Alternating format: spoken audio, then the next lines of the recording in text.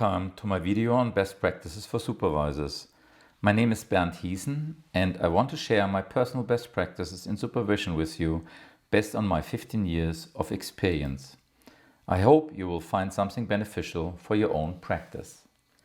The foundation of this video are the following two books: the publication manual of the APA and my book about academic writing in APA style. Many students feel extremely challenged when writing their very first paper or thesis. My experience as supervisor is that I was repeating my explanations, recommendations and feedback over and over when working with students. This was not effective for myself. Because it just seemed too much effort, I heard that some supervisors provided minimal feedback and guidance to their students. This probably was not effective for the students. I really felt the need to optimize the process and develop tools to help with the explanation, feedback and grading. Besides this video for supervisors, I also created 2 video lectures for students to cover the following. In part 1, students learn about the value of academic writing and publishing, how to achieve an excellent grade, the quality criteria for academic papers and theses, why it is important to avoid plagiarism, and how to cite properly based on the APA standard. In part 2, students learn where to download Microsoft Word for free, about the advantages of using the Word template thesis APA 7 and student paper APA 7, and where they can download the Word templates. Before academics should start on their research journey, they should be familiar with the underlying quality criteria as well as the value of academic integrity and ethics. To share some of these basics with my students, I wrote my book. Students are able to read the book anytime they like. I assist students to finalize their proposal. Once this is done, I typically leave them to do their work independently, since it remains their independent work. I will judge their work based on the quality criteria I explain in my book. This way, they can follow my reasoning. Do you know what it makes you to get happy or successful? Often it is much easier to know what makes us unhappy and what is not successful. This is called the via negativa. The same applies to research and publication. Quality criteria can be defined by examples of what shall be avoided in order to reach high quality. The philosophy is to eliminate the errors and then the result will be great. This is how I start out with my students. Relevance is the most important quality criteria.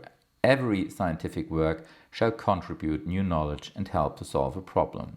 Therefore, the very first task before starting any research effort is for a student to justify how their work is expected to contribute to solve a problem.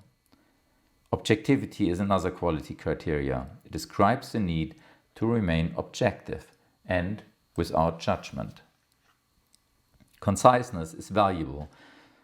Students should try to keep their writing as short and informative as possible. Formal correctness means to follow the guidelines and avoid formal errors. This is an obvious one. Currentness describes the expectation that an author should include the most current sources and knowledge. And any academic publication should have a clear outline and structure. The text should also be formatted properly and the language should be precise, exactly expressing what the author intends to state. Comprehensibility is essential as well, to allow readers to follow the reasoning of the author. To validate the argument and fact requires the citation of all used sources. Why should someone care to provide reference for all fact statements? It takes so much time and is boring, isn't it? No, there are good reasons to provide references. It is important for students to understand that citations are signposts as well as acknowledgements. Signpost tells the location of a source and allows readers to deepen their knowledge. An acknowledgement honors and gives credit to the originator of an idea. Not giving credit is stealing academic credit. If you invested years in research, would you like someone to steal your ideas? No, for sure you wouldn't.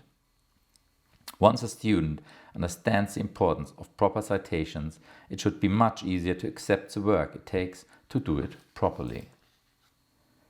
Students not citing sources adequately would be misleading others to believe they would be the person that should be given the credit for an idea.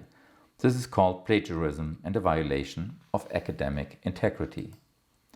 Plagiarism can appear in different forms. It is a student's task as the author of their work to avoid it. Quotations of sources can be direct, word for word as the original source, or paraphrasing using content from a source but phrased in own words. Students should also understand that citations appear differently based on the citation standard. It is good for students to know that there are different standards and which of them they are expected to follow. The benefit of an established standard like APA is that there are publications like the APA manual which are beneficial in setting clear expectations. Feedback is a foundation for improvement. To provide my feedback to students at a detailed level for their paper or thesis, I used commands in Microsoft Word. Since I found that I used many of them repeatedly, I created a list of standardized commands based on quality criteria explained in the APA manual or my own book. Then I created macros in Word to allow myself to insert one of these standard commands with a single click of a button. This process increased my efficiency significantly, and students know which pages in the APA manual or my book they should read again to fix the problems. These are the standardized commands with reference to the page numbers in my book. These are the standardized commands with reference to the page numbers in the APA manual.